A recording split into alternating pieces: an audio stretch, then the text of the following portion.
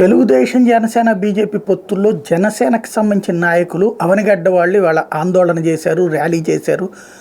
మండల బుద్ధప్రసాదం చేర్చుకోవడం ఏంటి అన్నటువంటిది ప్రధానమైనటువంటి వన్ ఆఫ్ ద న్యూస్. అయితే ఒకటి గుర్తుపెట్టుకోవాలి, తెలుగుదేశం జనసేన బీజేపీ సీట్లలో తెలుగుదేశం కాస్త బెసిగింది, ముందుగా ప్రకటించిన పేర్లు 2-3 మార్చింది. అలాగే భారతీయ జనతా పార్టీలో మార్పు చేర్పులకు సంబంధించి కొంత చర్చ నడుస్తుంది. జనసేనలో పవన్ కళ్యాణ్ ఫైనల్ అల్టిమేట్. ఆయన ప్రకటించాక మార్చినవి ఏమైనా ఉన్నాయా? అసలు తెలుగుదేశం అడిగితే మారుస్తారు, అంతవరకే. బీజేపీ అడిగితే మార్చి పెడతారు. కార్యకర్తల కోసం మార్చింది ఏదైనా ఉందా? ఒక్కటైనా పోతిరి మహేష్కి మార్చారా? లేకపోతే ఆయన పేరేంటి, కందుల దుర్గేష్కి నిడదవోలంటే నిడదవోలే కదా. తెలుగుదేశం పార్టీ ఏది సూచిస్తే అదే జరుగుతుంది అక్కడ.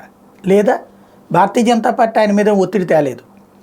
ప్రాక్టికల్గా సీట్లు వదులుకున్నారు, భారతీయ జనతా పార్టీ కోసం త్యాగం చేశారు అంతవరకు. అట్లాగే సీట్లు మార్చుకోమంటే మార్చుకున్నారు తప్పించి ఇప్పుడు ఏదో యాజిటేషన్స్ చేస్తే మారిపోతుంది. పవన్ కళ్యాణ్ ప్రస్తుతం చాలా బలంగా నమ్ముతున్న తెలుగుదేశం పార్టీని. కార్యకర్తల్ని నమ్మడం కంటే కూడా తెలుగుదేశం పార్టీని నమ్మితే తద్వారా ప్రయోజనం లబ్ధి చేకూరుతుందని ఆయన చాలా బలంగా ఉన్నారు.